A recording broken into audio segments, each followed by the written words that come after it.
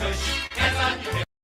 Give 'em a push, you'll be surprised you're doing the French mistake. Voila! All right, cut!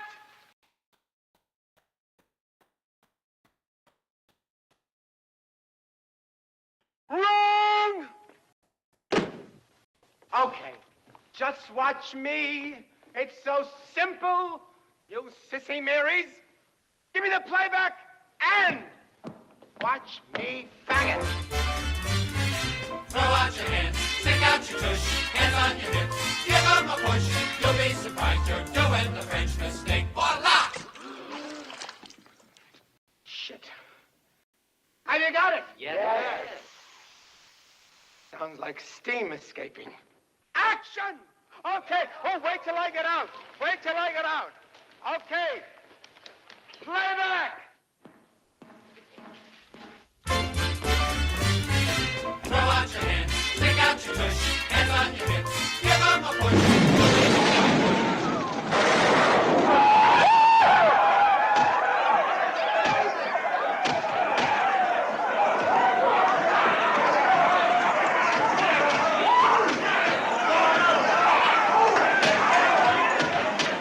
Cut! What in the hell do you think you're doing here? This is a closed set. Piss on you. I'm working for Mel Brooks. Not in the face. Thank you. Buddy! Come on, girls.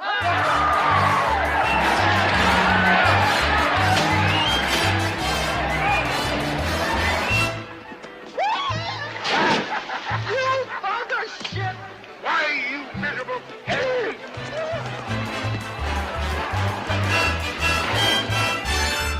I'm parked over by the commissary. You patient! All right.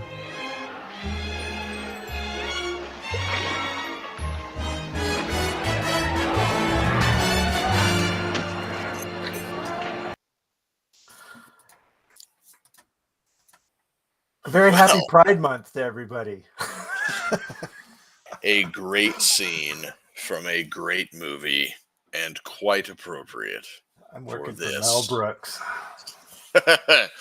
Yes. That, of course, was towards the end of Blazing Saddles. If you haven't seen that movie, what are you doing? Get off your ass. Go watch it. As soon as you're done watching us, go watch Blazing Saddles. If you don't watch it, you're a Kansas City bundle of sticks, that's for sure.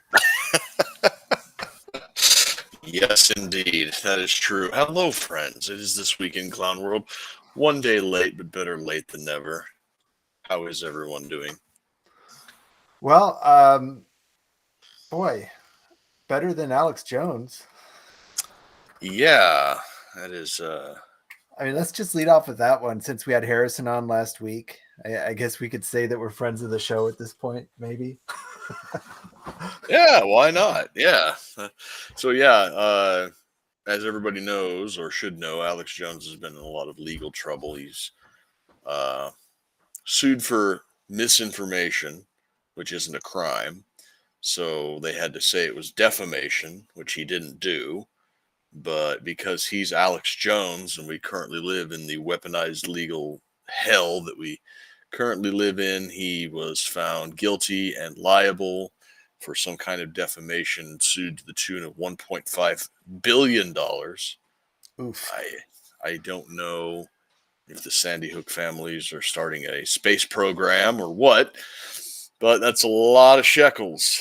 And so he's been filing for bankruptcy and trying to... mean, surely he has some sort of protections on his business. So, I mean, like, are they able to shut it down just by suing Alex?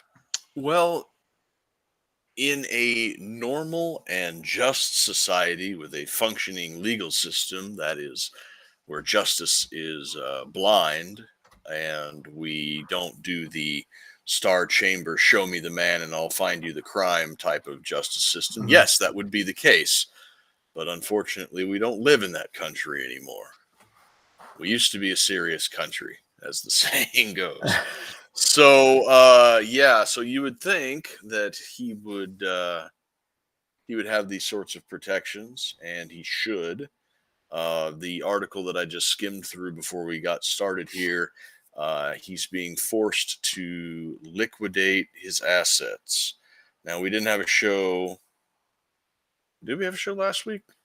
No. Well, we didn't talk about it very much. No, we didn't.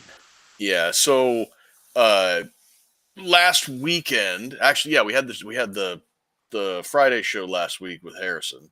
Mhm. So I think while we were talking, I had my phone and I could see like the Twitter notifications from Alex Jones saying, something was going on, and I figured it was just, Alex Jones being himself, but no, like while I was talking to Harrison Smith, they were attempting to shut Infowars down without a court order because they had a court appointed corporate restructuring officer who I guess thought that he ran the company now or something. And on Friday, he was going to have the security people lock up the building and change the codes on the little RFID card locks on the outside of the building so nobody could get in. And for one reason or another, Alex showed up to the building and saw everybody was acting kind of cagey and called their bluff. He's like, "Oh, the shutdown's tonight, is it?" And the guy's like, "Oh, I didn't think you knew about that." He's like, "Gotcha." So he spent the night. He actually spent like the weekend up until like Tuesday afternoon in the building to keep them from shutting it down. Monday, they had an emergency hearing in Houston, at which point the judge, a guy named Lopez, said that the appeal and settlement hearing was scheduled for the 14th. And until they sorted everything out, uh, they weren't allowed to shut down because the purpose of these settlements and these bankruptcy hearings is not to close down a solvent business, Mhm. which Infowars is. They turn a profit. They are being litigated for a sum of money to be paid out to families. That was the finding of the civil suit. And if you shut the business down, he'll never be able to pay that money. So seems kind of counterproductive to shut the business down. And that's how things would work in a functioning legal system, at least. In the current clown world legal system that we live in right now, getting shut down was the point. The $1.5 billion settlement was just to make it seem as egregious as possible. Yeah, like I said, the article that I skimmed before we started, it stated that he offered a $55 million settlement, which isn't chicken feed at all, and they turned it down. The Chapter 11 protections would normally ensure that the families would get that and more. However, in an open statement, they said that they were more concerned with shutting his business down than getting the money, which to me, with the bankruptcy protections and the civil suit, to me, if the lawyers are saying that it's more important to shut him down than it is to get the money, that seems like a breach of contract and a dereliction of fiduciary duty to these families, which to me would represent some type of a countersuit potential or a mistrial. But I'm not a lawyer. I'm just a blue collar Yeah, I dumbass. can't imagine that these families are so pissed off about what he said that they wouldn't want $1 million. I mean, I've never lost a child to a school shooting, but I would think some guy saying dumb shit on the radio, I'd rather have the money than shut him down. Yeah, and he's apologized a million times. He's admitted that he got it wrong that time, that he didn't have all of the information. And honestly, if you would go back through the tapes and listen to it, it wasn't even really him who was questioning the shooting. It was a lot of his guests and callers into the show. He said right after it happened that something is kind of cagey about this and it might be a false flag. And then I think like the next day he's like, I don't think this actually happened, or at least not the way that they're telling us that it happened. And that was basically the extent of his Sandy Hook denial that he's in so much trouble over. Now, some Well, of and I his mean, he was off on how it was done too. I mean, we've seen it happen enough at this point. He was probably weaponized by the government and carried it out. I mean, but he was. I don't know the details of it. I mean, where were they trying to say that it just didn't even happen and those kids hadn't even died, or he had a couple of guests, a guy named Wolfgang something, who was like a former. He was somebody that was big in the school security industry, like private security, school hardening, and things like that. And he just came out and flat out said, "Yeah, nobody died in that building. This was all fake. All the people you saw in the news were crisis actors." And where's his civil suit? Nowhere. He was the one saying, now that I kind of think about it, maybe he was a plant. yeah, I was just thinking that as you're saying it. Yeah, Um, exactly. So Now, yeah, I mean, now that we truly understand the depths that the federal government will go to, I don't think we had any of these cases before Adam Lanza of people being obviously weaponized by the feds to carry things out. So maybe we weren't aware of it at that point. But I mean, now it's obviously these shootings are happening. I mean, we haven't had any weaponized shootings in a while, it seems, now that I'm thinking about it. But I think you're onto something. That guy might have been some sort of plant to get rid of yeah, Alex Jones too. it's very possible. Now, before we get into any trouble, yes, people died in that building. Children were Yes. shot, teachers were shot. Obviously, it happened. Now, did it happen the way we were told? Who's to say? Who knows? Because I think it was like a week after it happened, they bulldozed the entire building, which was just another in the checkbox of who fucking does this, right? It's like it really looks like you're trying to hide evidence when you bulldoze a building a week after a shooting. It's like the FBI came in and did all the investigation and forensics that they needed to within a week, and you guys just like, all right, yeah, pull it, bulldoze the building. There were a lot of things about it that were cagey, but to call everybody crisis actors and to say that nobody died there is just silly. Yeah. I don't know what he was. I mean, he let it go on too much, I guess. He would drag that out for a couple of years though, didn't he? Wasn't he saying that it wasn't No, even it that long? it wasn't. It was like maybe a couple of months because it was in the news. It wasn't his thing. That's what everybody seems to get the impression that Sandy Hook was Alex Jones's thing for a long time. And it's like, no, it wasn't. It was the news's thing about Alex Jones. Alex Jones has been on the air for 30 years. Yeah. He said some wild shit. And the fact that they keep having to go back to this dry Sandy Hook well over and over and over and over again tells me that Alex Jones has been far more right than he's been wrong about a lot of things. Yeah, that would have been a perfect opportunity to sink him too. I'm sure that Alex Jones looks back and wondered who that son of a bitch was that talked him into spreading that at this point. Yeah, he's been on the air for a long, and I'm still not convinced he's not Bill Hicks. I was going to make that joke to Harrison, but I didn't know how he would. But so it continues. He had that. Would you call it a breakdown that he had on the air? I mean, this weekend? Yeah, what was that? Oh, he just had a little bit of a meltdown because he's been Yeah. dealing with this shit. The Sandy Hook thing it happened what, like 10, 12 I mean, years why would you do it ago? on the air though? Why would you give people the pleasure of seeing you do that? I didn't understand, or just completely unscripted, I guess.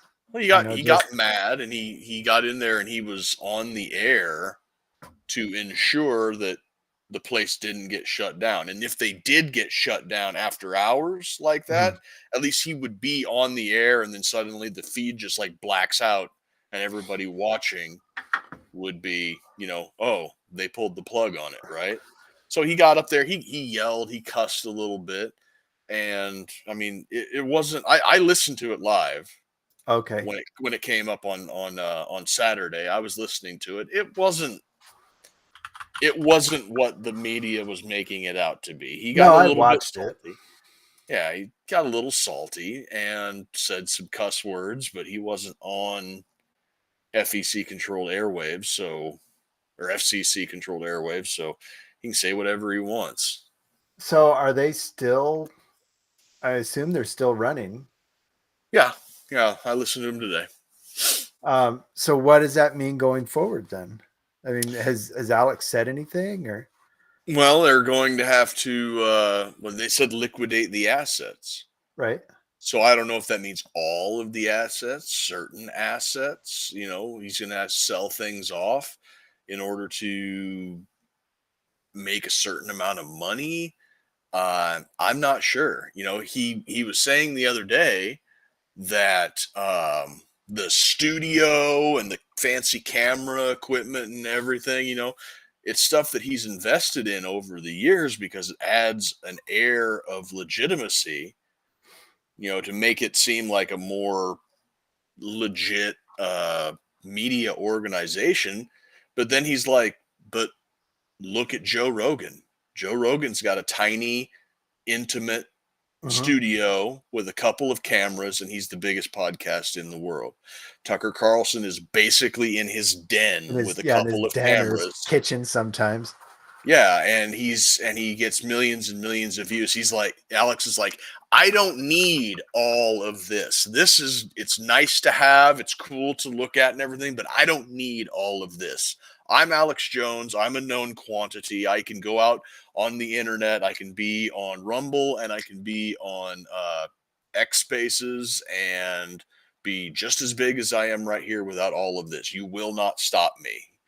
But he's like, the problem is that I have 44 employees whose futures are up in the air now. You guys are taking 44 people's jobs away, and I don't know what's going to happen to them. He's like, I'm safe.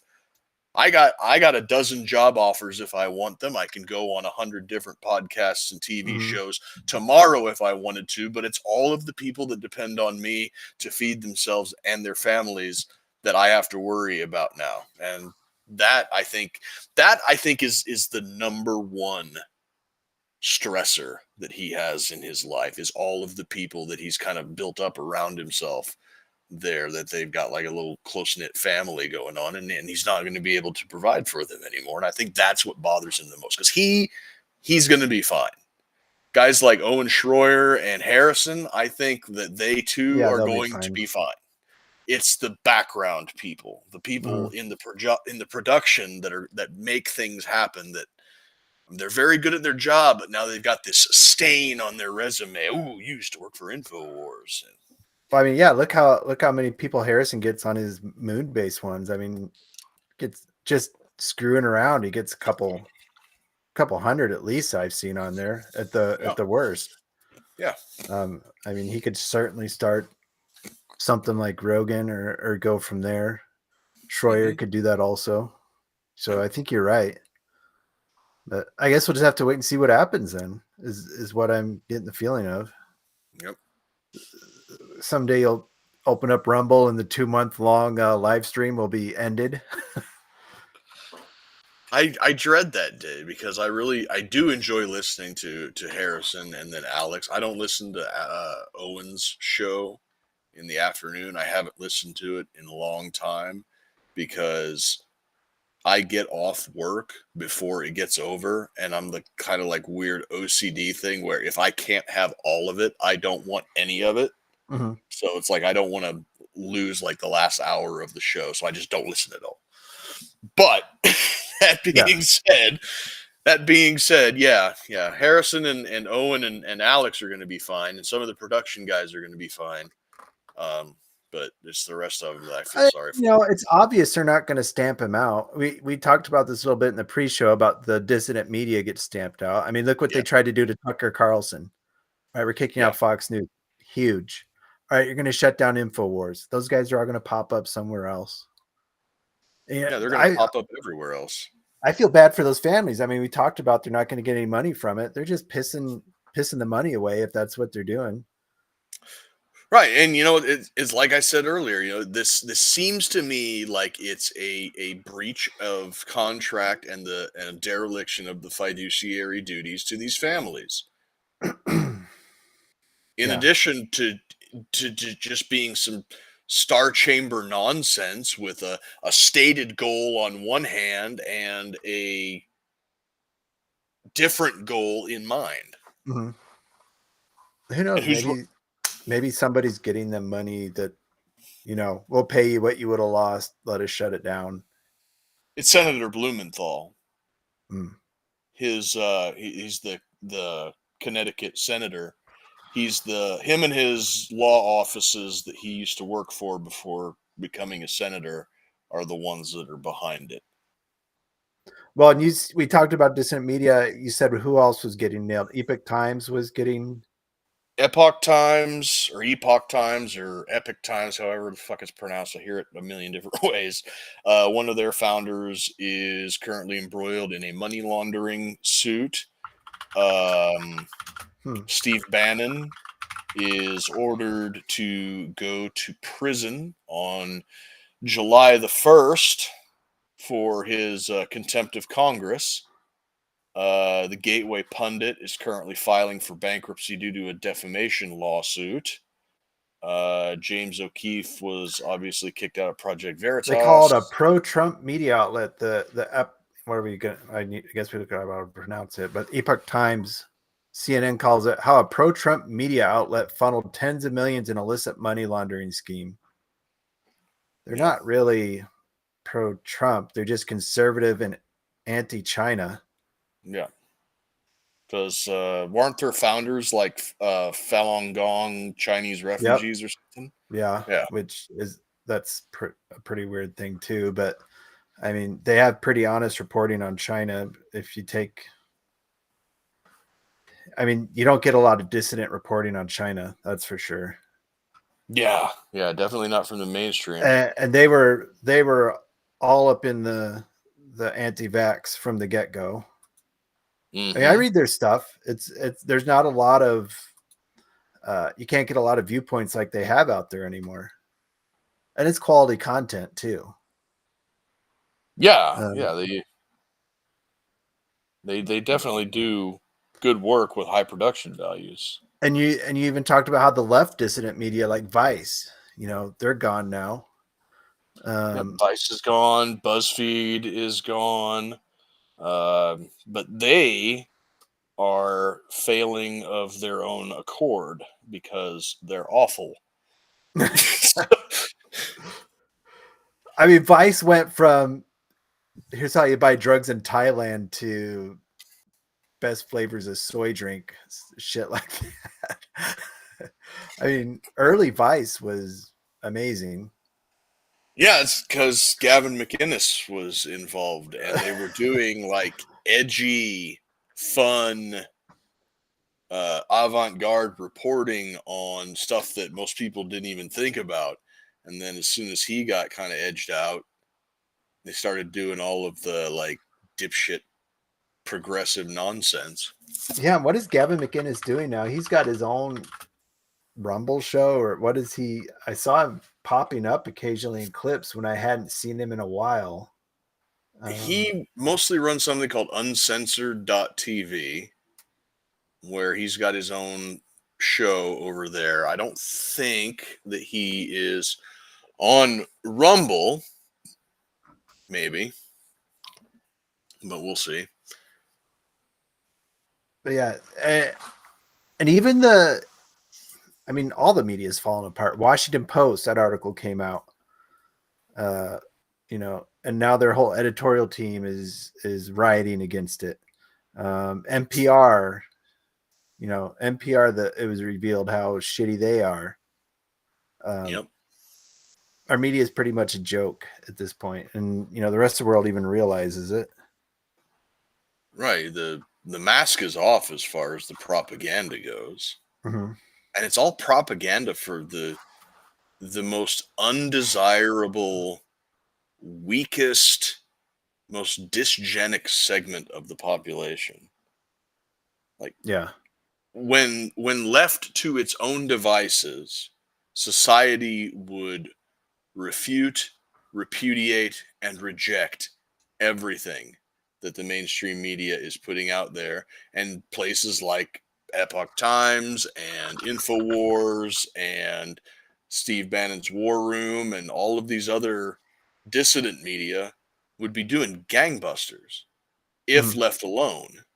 And you would see places like Vice and BuzzFeed and all of these other places that have recently, within the last couple of years, had massive multi-million dollar cash infusions from the Tides Foundation, George Soros, Open Societies Foundation. All of these multi-million dollar nonprofits have just shoveled cash into these media organizations, and they just burn it in a furnace of stupidity.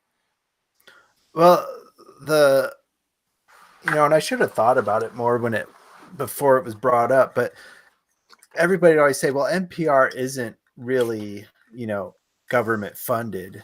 You know what I mean? It's funded by viewers like you, but no, this money goes to all these colleges, which are government funded, and they funneled into NPR. There was all sorts of back ways that NPR was being government funded. Right. So it basically had turned itself into Pravda at that point, and I don't even know how it's going to survive. It seems like it's only big in rural areas, but they're gearing their content towards white upper middle class urbanites. Yes. that massive segment of the population. Yeah. So I don't know. I guess it's send link if you like DM. Looks like Simon was Yeah, I didn't think he was around. Hey, Simon, I'll find it here real quick. we'll bring Simon in if he wants to join in. But the other thing we wanted to talk about going on, which how shitty our military is being, I guess, in the Ukraine front, they're targeting long-range ICBM sites. And Yeah. then on the Asian front, we're dropping JDAMs on sites in South Korea. Yeah, that was something that I saw somebody sent to me here fairly recently. Actually, it was our Russian buddy up in Wisconsin, Alex, who sent me the link. A pair of U.S. B-1B strategic bombers escorted by 2 South Korean fighter jets dropped live 500-pound JDAMs on a bombing range in South Korea as a message to North Korea. Because apparently 3 wars wasn't enough. We need to get involved in a 4th one. We got Ukraine, Israel, soon to be Taiwan, and why not throw Korean War II Electric Boogaloo into the mix? Yeah. Yeah. So there was a I mean, it's a military industrial complex. Are they needed to get their numbers up some more, or what? I mean, it seems like there's no good reason to be dropping live munitions in South Korea. I mean, you could drop dummy bombs for the same effect. well, that's exactly the point of these practice bombing ranges. Is when you do these target practices, you use like dummy bombs, solid concrete bombs. You don't use live munitions. Now, to give them, play devil's advocate and give them a little bit of the benefit of the doubt, maybe they were close to their expiration date and they would have just been like thrown in a pile and burned otherwise, that would make a little bit of sense. But the way that but like to drop these bombs on a bombing range and then give the information to the press to write these dick measuring contest articles says something else. Right. Because any of these articles written about the US military and their activities does not get published without the express permission and editorializing of the US military. That's the thing that you need to understand about this. So if the media is out there saying that U.S. bombers and South Korean jet fighters drop bombs as warning to North Korea, it's because the military said, put this in your article.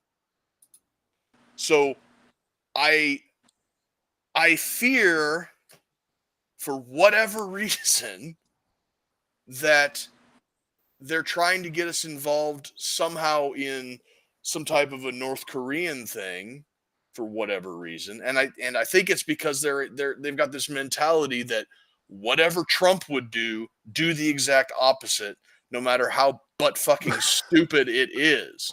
Oh, Trump made overtures to peace with the North Koreans? Let's piss the North Koreans off. Trump wanted to close the border? Let's throw it wide open and let 15 million people in 3 years into our country. Trump wanted to drill for oil? Let's close all the drilling permits in the country. Trump wanted to extend an olive branch of peace to Putin. Let's give HIMARS missiles to Ukraine so they can target sites inside the Russian border and then brag about it. These people are fucking mental. Simon, what are we missing? Why do they need to flex on North Korea? Well, there's two things going on with North Korea. One is they now appear to be supplying munitions to the Russians. And their concern is that they're not getting money, but they're getting technology transfers in exchange. And then the second thing is they've had this sanctions monitoring mechanism. Because you've got to bear in mind that, like, the Canadians and Australians, Americans, they're interdicting ships regularly that go to North Korea, right? North Korea is only allowed to import something like 50,000 tons of fuel a year, which is why nobody has electricity, right? And so when that came up for reauthorization, because it had like an automatic sunset provision in it, like the Pfizer stuff that Johnson screwed us on when that was reauthorized, right? In that case, with the sanctions monitoring authorization in the UN Security Council, the Russians and Chinese vetoed the reauthorization. So now they're technically under sanctions, but there's no way of monitoring them. So there is a lot of tension along the DMZ at the moment. I mean, it was essentially very much toned down, and the South Koreans have fully militarized the entire border now. And then they started flying balloons with anti-North Korean government pamphlets over the border. So when the wind was blowing in the right direction, the North Koreans started flying big balloons with bags of trash, just to scatter trash all over South Korean countryside. Well, I don't get the impression that North Korea is like China and thinks, it seems like at this point they're just happy to be North Korea and they don't really want unification. Have I missed something there? Yeah, the Reunification Council and the law providing for it got cancelled in North Korea. So they just want to be North Korea. Fucking fine. Well, they do in recent weeks, but one has to bear in mind that the exceptionally pro-American, pro-nuclear president, his party took a real shellacking in their Korean general elections, and the Chinese are trying to peel Korea out of this missile defense information sharing system that America's been pushing really, really hard to try and come up with a theater air defense network, so that everything's like hardwired between Japan, Korea, and like Guam and Wake and Hawaii and all those places. But the Chinese are like, hey, this is like crazy, and like you're so close to China, you're much better off being with China than you are being with the Americans. And frankly, the Koreans are kind of like drifting back in that direction because China's by far their largest trading partner. But Japan's doing the opposite. They're literally like tripling down on kind of like, we only take orders from the round eyes. So Yeah, I It's always try and it's think when stuff like this happens, how would the U.S. react? Like, people use Mexico for a lot of these scenarios because we only have two other borders. But what if North Korea came up with an agreement to Mexico and started dropping live bombs well, in it's interesting Mexico? talking about Mexico because it looks like Mexico is going to apply to join BRICS. Yeah. Bolivia just announced that they're going to ask to join BRICS. The president of Bolivia, literally said it on the stage sitting next to Putin today in Russia. And there's another big country this week. Name's gone out of my head, but there was 3 who announced that they wanted to join BRICS this week. So Joe Rogan had a great analogy comparing Mexico. Did you see that clip where he compared the situation? How he related Turkey. Hamas. That was the other country, Turkey. which is a really big deal. Sorry, forgive me for interrupting you. Turkey, yeah. And so I've just been reading a lot of Turkish media today, and they're like, it's like universally, this is like a great idea. We've been waiting for 25 years to join the European Union, and the polling data shows that if Turkey were to get full membership of the European Union with no visas or anything like that, and the right to work and marry and all that kind of stuff, that half the population would leave in a year. Right? So that's like tens of millions of people. And so Europe, even though they pretend that it's not about religion, they don't want like 40 million Muslims legally entering the country in 12 months. Not even Britain. It seems like Britain has a real... Well, that was a huge issue during the Brexit campaign, because of the half the population who wanted to leave, the half that was going to leave, half of them were going to go to Germany and half of them were going to go to Britain, nowhere else. So that was on a lot of the posters, and Nigel Farage used that, the survey that gets done like every couple of years. He used that in 2016 to great effect, saying, if we stay in the European Union and then they let Turkey in, then there's going to be like 20 million Turks in Britain. Which I saw Nigel Farage is making a comeback. Yet again, he took over the Reform Party because the guy who was leading that was extremely lackluster. And now they're zooming up in the polls. So we'll see how he does it. But he's married to a German woman, for heck's sake. He can go and live anywhere in the European Union whenever he wants. Huh. Yeah, I think it's ironic. Most people don't realize that. But he's been married to a German woman for like 30 years. Who, Farage? Yeah. Huh. I always liked Farage. He seems like a really nice and affable guy, easy to get along with. Seems like but he's a banker, dude. Isn't he? He's a retired banker. He's still funny to watch, at least to me. Yeah. Well, and I guess he's really popular with the younger crowd. So what? I forget where I watched this video. Maybe it was Lotus Eaters. Farage had realized that even worse than the United States, I guess, there's a huge amount of the population is completely unengaged in voting. So he's realized that and is working at courting those groups. Yeah. Yeah. So, but both the leading candidates, Keir Starmer, who's a very boring lawyer, and Sunak, they're extremely uncharismatic. Mm-hmm. And similar policies too, right?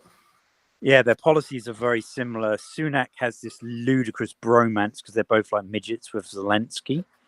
So people are really like disgusted by that. It'd be like if John McCain and Mitt Romney were our presidential choices, probably. Yeah, pretty much. Yeah, the Farage is really hooking his wagon to that constituency that would normally have voted conservative if the conservatives actually did 1% of what they claim to want to do. Well, this is the problem. The conservatives deserve to be wiped out like the 2003 Canadian general election under Stephen Harper, when they went down to like three conservative MPs out of 338. Yeah. But there's talk of the conservatives going from like 350 to 70. Yeah. There's some of the... But it is thoroughly deserved. You've got to bear in Yeah. mind, they've been in power for 14 years. So pretty much everything apart from World War II is their responsibility. Yeah. Yeah, it's like every single plank, every single policy point that Labor has put forth, the Conservatives have enacted with gusto. So, Particularly yes, on the net zero stuff. the net zero stuff and the immigration stuff too. They say, "Oh, we're going to get it down to a manageable level. We'll get it down to a manageable level," and no, they don't even try. So And maybe no wonder there's a huge section of the population that's just disinterested in voting because they can vote for Labor and get mass immigration and net zero, or they could vote for conservatives and get mass immigration and net zero. just slightly less. I Maybe. mean, my Well- image of Great Britain is from Lotus Eater podcast, and it sounds like the country's in shambles and it's at a breaking point almost. Yeah, I would agree with that, unfortunately. I mean, Yeah, they show videos every once in a while of people walking downtown in places like Birmingham and Bristol and London, and it looks like a third world country. Yeah. Well, London, the foreign-born population is over 50% now. Mm-hmm. Yeah. You'd be hard pressed to find an Englishman in the capital city of England. Yeah. good grief. I mean, it seems so bizarre that you have immigration issues when your country is an island. I don't understand that. Well, the Republic of Ireland has exactly the same problems because their globalist government is flying in people like that's the same as Canada. Yeah. How the hell Yeah, do I you mean, get I guess from their Africa to immigration is on Canada? purpose. Whereas and ours- Australia, they're literally all doing the same as the southern border, and they're flying people in, hundreds of thousands a year. It's insane. It And is they- completely mad. And they on one hand they give the excuse that our population is aging and we need these people, but then you take a look at the quality of the people that they're bringing in. These aren't doctors and lawyers and engineers and But high earners. You've got to look at the female participation rate, assuming that they're not all military-age males in the first place. If they do have any women with them, 2/3 of them don't work. Geez, there's a couple Instagram accounts of white guys just touring these countries that all these immigrants are coming from. I mean, they're getting more poon than Genghis Khan did at this. I mean, these guys in like Colombia and Ecuador and Because all the men are here. yeah, I know, that's what I'm saying. I mean, he goes there. There's a couple of these accounts. They go there, and the women, 10 women just appear. Tall white dude. And there's no men around in a lot of these. I mean, there's some men, but it's obvious their men are missing. Ladies, please take a number. Got some death by snoo stew going on in these places. I often wonder that. It's like, what are these countries like? All these people are coming here. So what are these countries like? I mean, is there just housing galore in these countries? I just don't understand. Yeah, I'm not, well versed to explain. I mean, maybe the Middle Eastern social thing I circum- can understand a little more. I mean, all the war and their houses are getting blown up. But South America, Southeast Asia, Yeah, there's no existential threat of war. yeah. Have you guys already discussed this report about the Trump mistrial from New York? We have Trump on the list of stuff to hit, but we were going to talk about his fundraising too. Well, he made $12 million at one event Yeah. last night. He's made $400 million in a week since the guilty verdict, right? $400 million in a week. And that was as of yesterday. And mostly And from now small donors too. Well, that was the first 50 million. I'm not sure. I've heard what the details are for the rest. And now there's talk of Miriam Adelson, Sheldon Adelson's widow, who already has superseded her husband. Her husband gave like $250 roughly $1 million to political causes. She's given like 275 roughly, right? 275 million. And apparently she's promised to set up a super PAC for Trump, fund it, directly with $100 million in return for him promising to recognize the Israeli annexation of the West Bank. That's a lot of wampum for. That's a sticky situation. I would avoid that like the plague. But Oh, speaking Apparently, of, I mean, it's Simon brought up a done deal. That's been reported for 8 days or something. Simon brought up the tiny hats. Did you see Massey on Tucker Carlson talking about Yes. APAC? Holy Yes, cow! very. The APAC guys will come and visit you in your office and let you know their preferences. yeah, I was gonna say, is it opportune time to say that Thomas Massey didn't kill himself? Yeah, just waiting to see what type of stuff they say Massey did now. I think he's going to get. I think he's going to get E. coli for some kosher food. Yeah, they like roam the halls, making sure people are. It's like, dang. And his point is the Russians don't do that, but he said even the Australians and the British don't do that. What? It's roam the halls? Yeah, he said it's the biggest case of foreign interference, but not only is the biggest, it's almost unique. It's big, it's unique, and it's brazen and out in the open. Brazen, they boast about it, and they get like 1,000-fold return on investment. I probably one of the spiciest memes I've seen in a while. Was that in the cap inside you were two wolves? Did you see that one? I don't think so. No. What was it? One wolf thinks that number's too high to be real. The other wolf thinks it wasn't high enough. Oh, jeez. But I mean, they're just right out in the open now. I mean, that donation, making that public, Massey saying how they act. Nikki Haley going there groveling as well. Yes. And she flew there on Miriam Adelson's private jet. That's how Haley got to and from Israel. Oh boy. I mean, they say they're our greatest ally. What can they offer us? They're not. I don't understand what they're thinking we get back from them at this point. I mean, what do these people taking this money think that Israel's providing us? I don't think they care. Most of them are either in hock to the military-industrial complex and see Israel as an excuse for us to be involved in the Middle East and sell more guns and bombs and use more guns and bombs in that region of the world. And a good chunk of them are Christian Zionists that take that whoever blesses Israel shall be blessed line.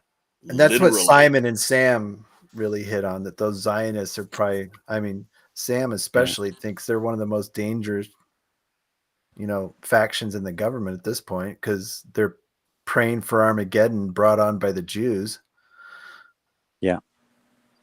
And we're going to see tomorrow. So Blinken's flying to Israel right now. All right. And he's going to be there for when Gantz gives his press conference and he pulls his 3 people out of the coalition government. And then Blinken's going to Jordan and Egypt. So the Israeli government's not going to fall. And actually, it may go further to the right because the 2 guys who are likely to replace Gantz and Eisenkot are Gvir and Smotrich.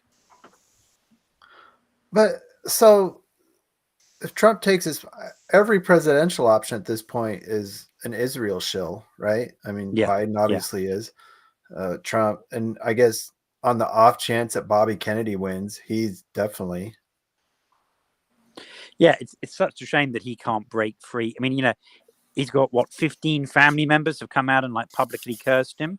And he claims he can't abandon Israel because his mother was in favor of them since 67 or something. And I'm like, well, your mother's dead, so you don't have to worry about that. And you can't worry about all the rest of your family because 15 of them have already cursed you for running against Biden. So why don't you just go the whole hog? If you're going to be anti-vax and you're going to be anti-immigration, you might as well be anti-aardvark as well, right?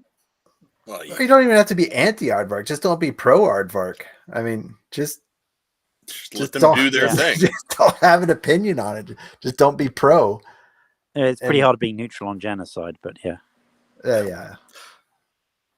Oh, back to that thing, the clip that Joe Rogan had. He compared the Hamas situation. He said, what if the drug cartels came into America, blew up a bunch of shit, kidnapped, killed people, and went back across the border, and America went over and just started blowing the shit out of Mexico? Well, No. that's exactly All what of Trump Mexico. wants. Yeah, all of Mexico. I Yeah. mean, the world and everybody in America would lose their mind, but, you know, Israel's doing it and it's okay. I mean, how is that any different? That Hamas is a terrorist organization. Obviously, drug cartels are a terrorist organization. They came across the border and pulled that same shit and went back across, and we wiped out Mexico City saying, well, we got to get rid of the drug cartels. Same Yeah. situation. Well, it's going to Yeah. be real interesting if Trump does get in with this Mrs. Scheinbaum. I wanted to bring her up. Okay. Well, she's not Jewish, is is a she? yeah, she is. No, a name like she's, Scheinbaum? Certainly you jest. yeah. She's a big she's a climate scientist, hugely in favor of net zero and shut down the world's economy in order to save newts or whatever. And but she's also a like one world government, global citizenship, there shouldn't be national borders kind of person. And she's going to have the southern border Mexico's southern border completely open. And we're going to have a huge problem from them. Huge problem. Maybe I don't really understand Mexico then. I don't understand how somebody like that is the runaway candidate. Or she smashed absolutely like a huge what she won by with like 67% or something, right? Yeah. I mean, so they've got enough they've got enough votes. They've got a supermajority in the Mexican Senate.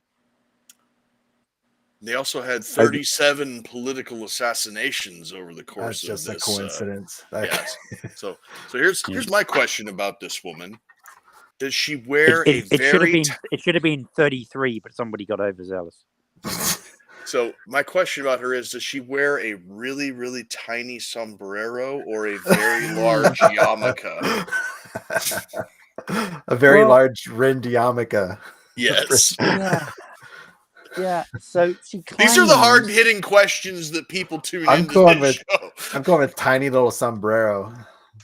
Yeah. She claims that since she's like essentially a communist, that she's actually atheist. That she comes from a family tradition of Judaism, but that she's personally not affiliated. But there certainly seems to be a lot of pictures of her hanging out not only with Jewish organizations, but actually with staunch Zionist organizations. Well, Zionists are no stranger to communism, that's for sure. Yeah, so it makes one wonder if she may not be a practicing Jew, but she is a practicing Zionist. And then there's this picture that I'm trying to find that she was literally doing the Happy Merchant meme in real life, like shuffling across the stage, hunching her shoulders and rubbing her hands together. I'm just like, now you're just rubbing it in our faces. Like, we're waiting to see now what happens in South Africa because, like I reported earlier, and I may have mentioned with you, because the ANC lost about well over 10% of their share of the vote. They now have to form a coalition, and the most politically palatable to the business community coalition would be with them, with the Democratic Alliance, and the Democratic Alliance is riddled with Zionists. So the question there is whether or not the government would be forced to withdraw their case at the International Court of Justice. Oh, you mean the communists and the economic freedom fighters isn't palatable to the business people? The problem. those guys who want to nationalize everything without compensation, just steal it. Yeah. So they got 10% or 9.5 or something. And then the former president, Zuma, who they jailed for a few days to try and take him out of the political picture, but failed. Yeah, that sounds unlike, familiar, doesn't it? Unlike Trump and Imran Khan. His party was literally like 3 months old and he got 13-14% of the vote. And he said that he's willing to prop up the ANC with all his former colleagues, but only if the current president resigns. Well, the ANC has just ran that country into the ground ever since they've been. I mean, good for the people of South Africa for trying to do something. You know, every sector of that country's falling apart. Modi's vote share went down as well, but his coalition partner's sticking with him. So he got sworn in as the prime minister again by the president today. And then the Indian ambassador to Russia did a one-on-one interview with Sputnik and was like incredibly pro-Russia, like really over the top pro-Russia. And that was extraordinary. And he was talking about BRICS and, you know, alternative currency and their trade relationship and their military relationship and how they'd been, you know, great buddies for 70 years and all this kind of stuff. And I was like, wow, this is like really a bold implied foreign policy statement on like the first day of the new Indian government. Yeah. Well, and I brought up earlier. Thailand said they want to join BRICS as well. So you've got, you know, Thailand is probably the most pro-American country, along with the Philippines and the whole of Asia. And then we've got Turkey is a full freaking member of NATO. I mean, this big power play is occurring, real big. And, you know, there are, you know, New York Times write a couple of paragraphs, but don't really explain to people like the overall consequence of what's happening because they don't want to scare people as they're kind of, you know, doing their toast buttering in the morning while they're scanning the headlines in New York Times. But it's hard work because, as you guys were just talking about, you know, it looks like we're on a 7-day countdown to the end of Infowars. Literally a 7-day countdown. 7 days from today, 14th of June, right? Mm-hmm. So it looks like. So the Connecticut families filed on the 2nd of June for the corporate bankruptcy to be converted, is the legal name, from Chapter 11 to Chapter 7, which is basically from reorganization to liquidation. Okay. The judge said that he would rule on that on the 14th of June, and he made it very clear. He said, I'm either going to dismiss the bankruptcy, which means that everyone can then file for asset seizures of the company, right? It's just going to get torn apart by creditors, or he said he was going to convert it. This stuff that Jones had been putting out, like it was going to be returned to him, that was total BS. Like, I don't know if he didn't understand. I mean, sometimes I honestly wonder if he just does, you know, his lawyers tell him stuff and it's like in between, you know, the top of the hour and the adverts or something, and he just doesn't really understand what he's being told, being polite about it. The alternative being that he's just flat out lying to the audience.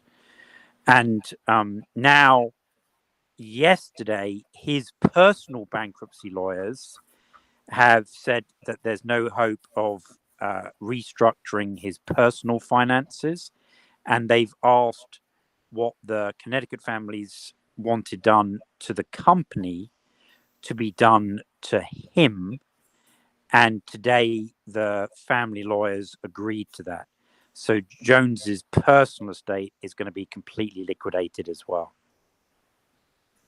Jeez. So he's losing, like he's got the ownership shares of Free Speech Systems, which owns the kind of title for Infowars and stuff, right? But the shares themselves may be worth nothing because the company may cease to exist in a few weeks anyway. physically cease to exist. Well, I'm surprised the judge isn't putting something on there too, like Alex Jones can't start another company for 10 years. I mean, after all this He gets... can never start another company. Oh, he The did put judge that on there. ruled a Okay. year ago that because it's a personal injury claim, not just defamation, that personal injury is one of the things, like owing money to the government, that you cannot discharge by bankruptcy. So Jones is essentially going to be in a state of personal bankruptcy until he dies. It's ridiculous, man. Yeah, so he keeps on boasting that he's got like a dozen job offers and stuff, but whatever they pay him, short of his monthly court allowance, all of that wages is going to be garnished. Well, For the honestly, rest I of don't his think life. I don't think he cares about the money per se. I think No, just he more does. cares about... He does. He's been filing his monthly personal expenses, and they've been over $60,000 a month. A month. Expenses, not salary, expenses. So he's reach out to us, maintaining Alex. We'll teach you how to live frugal. he says, I don't care about the money and I'll like live in a tent. Well, the tent's 10,000 square foot and it's got a group of Saudi princes in the far corner. Right. I mean, maybe that's his... He's gonna have to leave the country. I told him to go to Costa Rica like 2 years ago before he got found guilty of all these things. And they mocked me for it. And I'm like, Costa Rica's looking like your best fucking option now, right? I did. I sent them pictures. I even said, hey, these guys will take you through a 1 month jungle warfare course before you really go and hide in the jungles of Costa Rica, right? It'd be broadcasting from deep inside a Inca temple or something. Going off that Instagram reel, he might want to try Colombia. That's where the baddies are, I guess. I mean, if he wants some big booty Latinas, but well, he's gonna have to go somewhere that won't extradite him. That's the problem, right? Oh, Costa Rica doesn't extradite, sure. He'd probably have to go to Venezuela, right? Talk about out of the frying pan and into the fire. Yeah. So you aren't going to have $60,000 a month expenses there. It is, it's sad to see Infowars, going after 75 years. There were, knowing a lot more than most people, having read all the court documents and watched the depositions and stuff, there are a lot of mistakes made. I mean, they had an unqualified middle-aged Latino woman bookkeeper who was using... You were talking about Hobbs? You were talking about the bookkeeper screwed up or something, or earlier in the show? Oh. No, I don't think so. Oh, no, you were talking about his lawyer. Never mind. Yeah, and he's gone through a huge number of lawyers. Just while he's been in bankruptcy, just his company alone, Free Speech Systems, after he tried to do the scam bankruptcy with the 3 subsidiaries to try and farm the corporate share of the 1.5 billion judgment off onto these brass plate subsidiaries who literally had no business operations at all. I mean, that really, really pissed off the bankruptcy judge right at the start. And it was just like a total shell game scam. He's still facing prosecution in Texas for fraudulent business transfers. So, he's still facing that. There's the belief that he transferred a lot of assets to his parents. So, it's still playing out, but it has amazed me that Harrison didn't finally accept what was going to happen until like yesterday or today. And that was after Jones's personal bankruptcy lawyers said, we give it up because he can't pay his own lawyers. So they all want to stop working for him. So I don't think there's even going to be appeals against these judgments. He's got nothing to pay lawyers with now. Unreal. Somebody called in today and made the suggestion that once they start liquidating the company, that Trump should just buy everything up and hand it back to him. which would be funny. It would be hilarious, but the chances of that happening are like nil. Yeah, well, I don't understand. I can understand Jones doesn't know what he's doing next, because do you want that amount of shit to go with you to whatever whether he's working for Shapiro or Tucker or Posobiec or whatever, right? Mm-hmm. You know the feds are like all over him like flies on a turd, right? So you're literally going to import that into your business. And I don't understand why Owen and Harrison aren't using this platform that they've got, well, since last weekend, but now for certain since yesterday, to promote their new business venture literally every 15 minutes. I mean, they will regret this for the rest of their lives, because they've got 3 or 4 million viewers and they've got this free advertising platform, and Harrison's not even talking about Moonbase, let alone going on Patreon or, a subscription service or whatever he intends to do next. So much like when you know your page is going to get zucked, you're like, catch me at Road to Liberty 2.0. You know what I mean? Yeah, I mean, Harrison seriously. Smith should be like, follow us. Well, I mean, when do you get given, 2 weeks notice of your business execution, right? The CRO's essentially in a massive dispute with Alex. I'm not even sure he's going into the building anymore. He's never really controlled their editorial content. They're literally saying, when we shut down on the 14th or 20th or whatever of June, you can find us here. It's just, frankly, like, business malpractice. And a lot of their listeners are going to be left like hanging in the air. So, they claim they're trying to save us from the globalists and from, the Democrats in November and stuff. I'm like, you're literally should be doing a transition this week. And I'm being literal. Every 15 minutes, when they have the radio station trailers, they should be, this is Owen's new venture, this is Chase's new venture, which probably will not be very much, and this is Harrison's new venture. And Harrison, damn, I mean, he's got 50,000 followers on Twitter, but his podcasts only have like 15,000 views. It's a hell of a lot more than you and I. I'm not like besmirching him, but he doesn't have like $1 million marketing budget to pick up when he has to start all over again. And he's not like Judge Napolitano, and he's not like what was that other old white guy with white hair who got canned from Fox? Not Lou Bill Dobbs. O'Reilly, Lou Dobbs. See, those guys had huge followerships and reputations and stuff, right? I mean, Harrison, what is he? He's like 29, 30 years old. He's like 34. Is he even that? Yeah. He's been at Infowars 7 years, right? He was fresh out of college when he joined them. I think Owen's about 34. I think Harrison's like 30 or something. Yeah, maybe. So Still anyway, a young but, I mean, guy. either way. But the problem is when he's been at Infowars 7 years, it's kind of toxic now, right?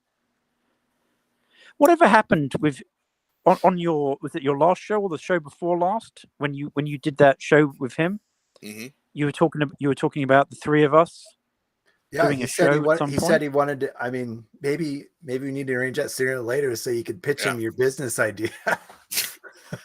Yeah, Like, he said So, that he wanted to please, come go on ahead. again. He said he wanted to come on again, and he wanted you to be in there as well. It'd be like me, Well, you, Ben and him. sent me that and said, see that clip, and I watched it, and I'm like, okay, fine, I'm happy to do that. And I replied, and I even suggested, what date did I suggest? I suggested like July 12th. 12th, which is just straight after the Trump sentencing, right? Yeah. Mhm. Trump gets sentenced on July 11th. So July the 12th is the Friday after that. So there's going to be a mountain of news. But as it now turns out, there may be a mistrial declared. Right.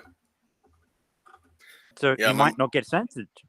Yeah, my mom told me something about that when I got home. Something about how there was a guy who put out on like the court's Facebook page or something that his brother or cousin was on the jury. His cousin was on the jury, and like he knew that Trump was going to be convicted, like while the trial was going on. Kind of. Yeah, that's definitely mistrial material. You know, Oopsies. in a functioning Western judicial system. Well, the current judge, one. when he became aware of it, and it's still on the court website, had to send a letter to all the attorneys involved saying this is like a really serious matter, and he's called I think it's a closed hearing rather than a public hearing to discuss, hear their views as to. But obviously, Trump's people are going to ask for a mistrial to be declared.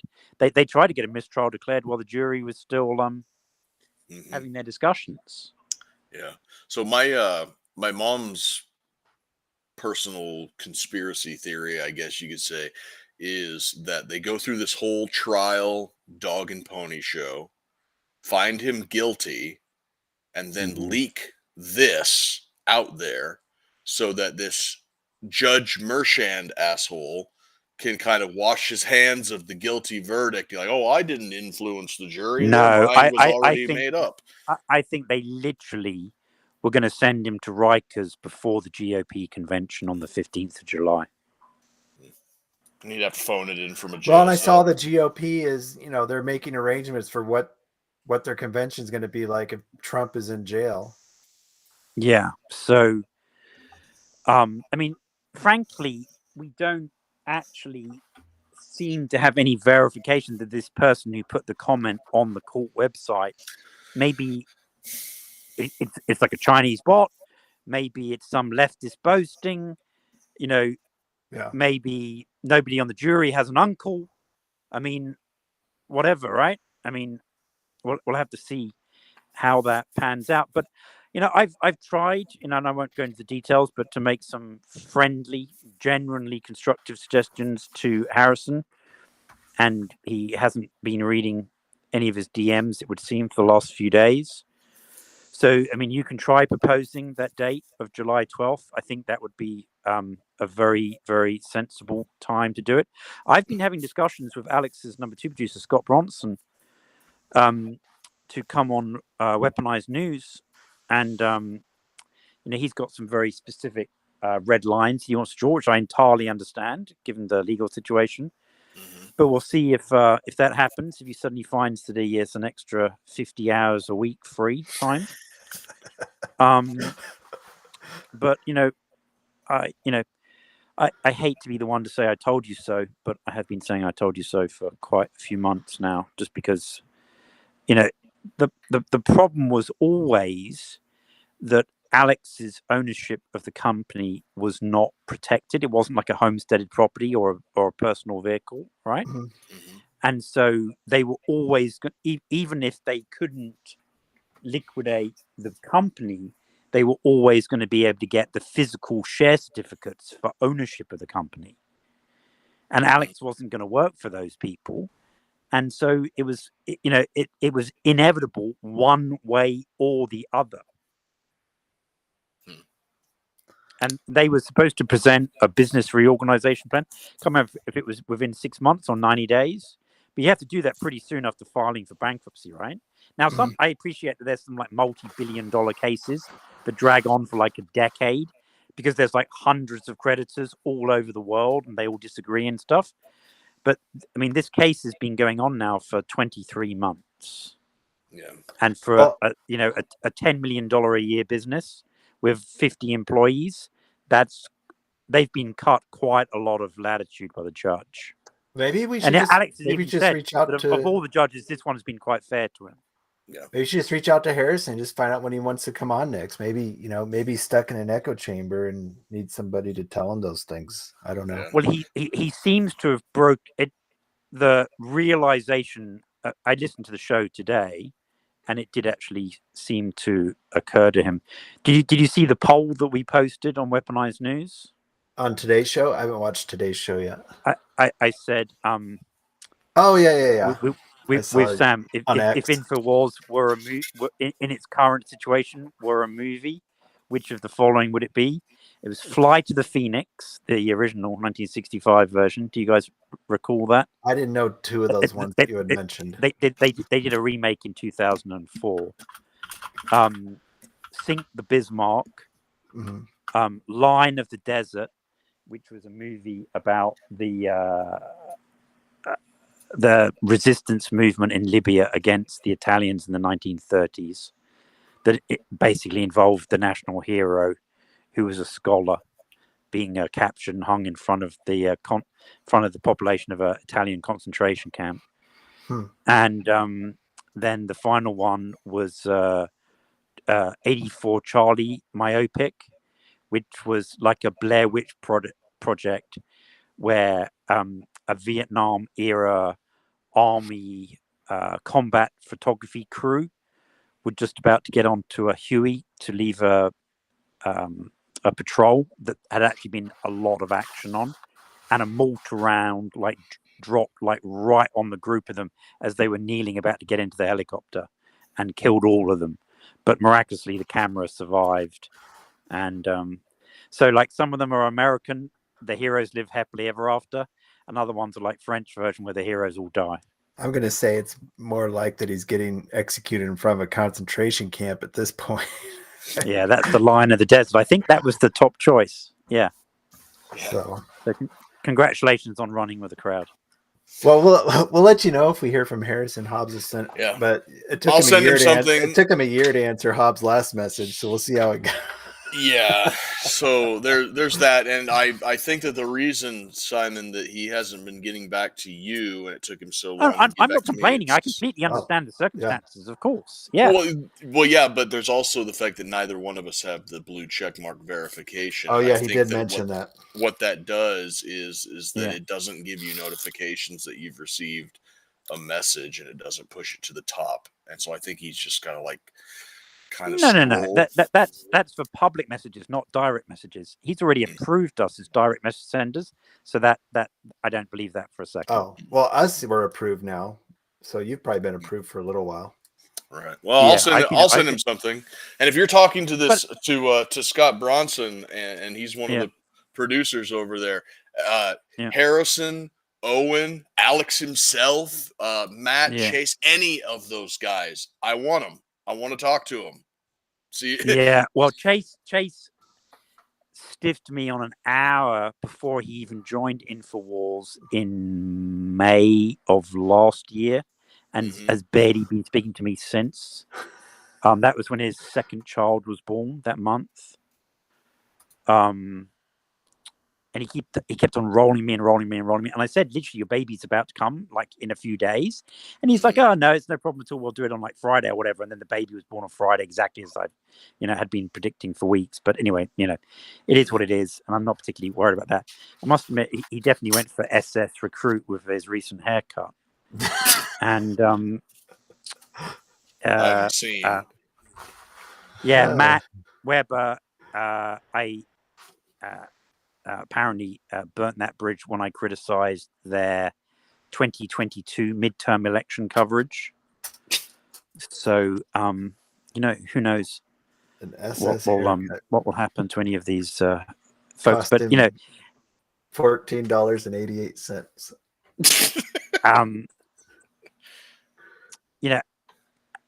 Alex rolled me 5 times or something from March to June of last year, and then hasn't had me on his show since.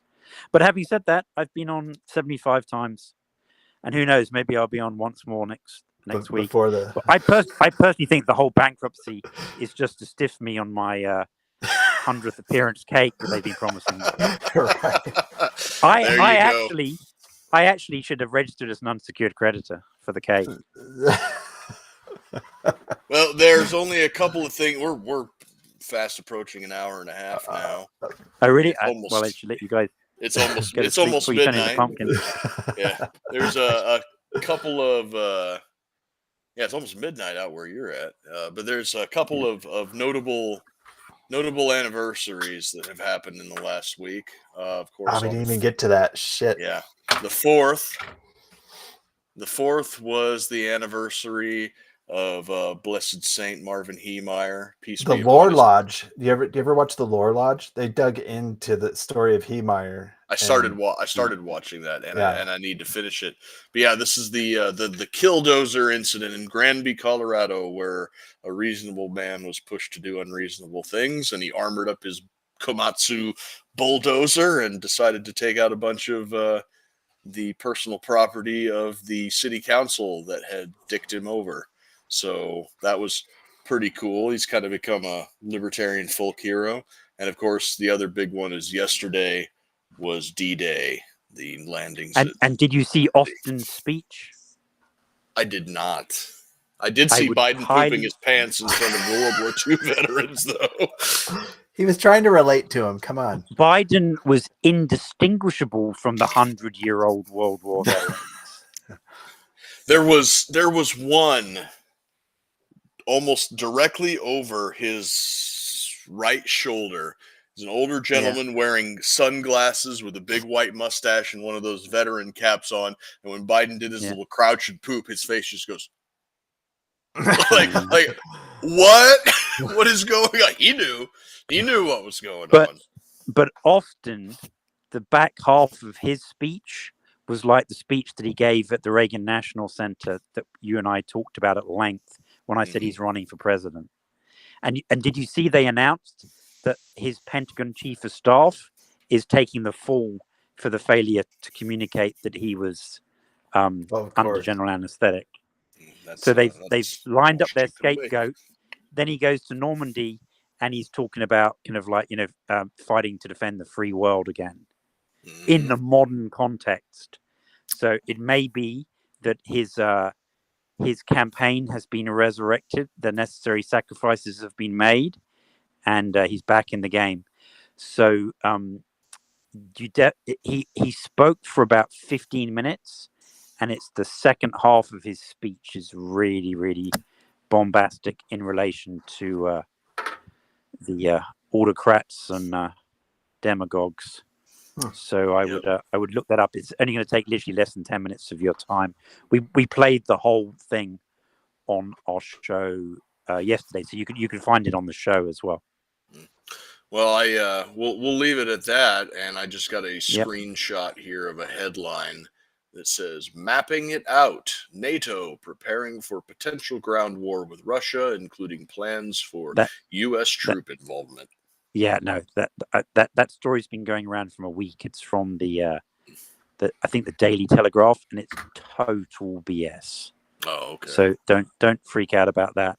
But there's going to be a lot of aardvark news tomorrow because Blinken's there, and Gantz is resigning from the cabinet along with his two fellow party members. And it looks like Gavir and Smotrich may replace Gantz and Eisenkot.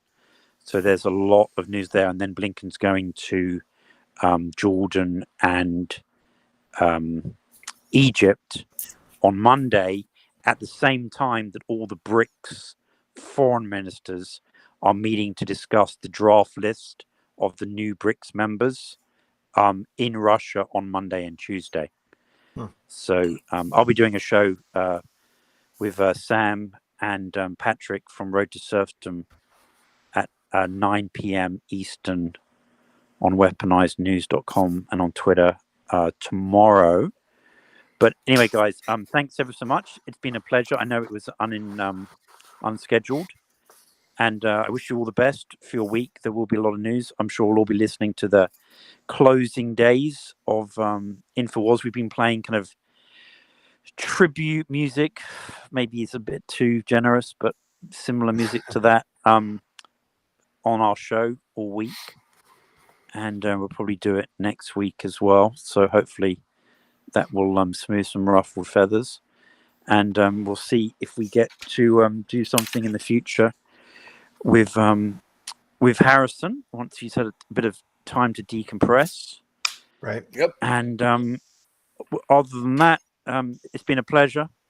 You're always welcome to reach out to us, and if you have something really burning that you want to get out or off your chest during the week, then please contact Sam or I, and we'll try and give you some airtime on Weaponized News. Okay. Yeah, I had a good time on the show with Sam. So yeah, check out Yeah. Sam and Simon over on Weaponized News, Rumble, X, a bunch of, what are the other ones, Simon? Do you remember? Sam Yeah, Facebook, Odyssey, Rofkin. Rufkin. Yep. And you can find us at roads2liberty.com, roads2liberty on YouTube, Rumble, Facebook, R2L podcast at Twatter on X, right? Did I get it? Fine. R2L pod on Twatter. R2L pod on Twatter. There you go. And as always, thanks for joining us and stay honky.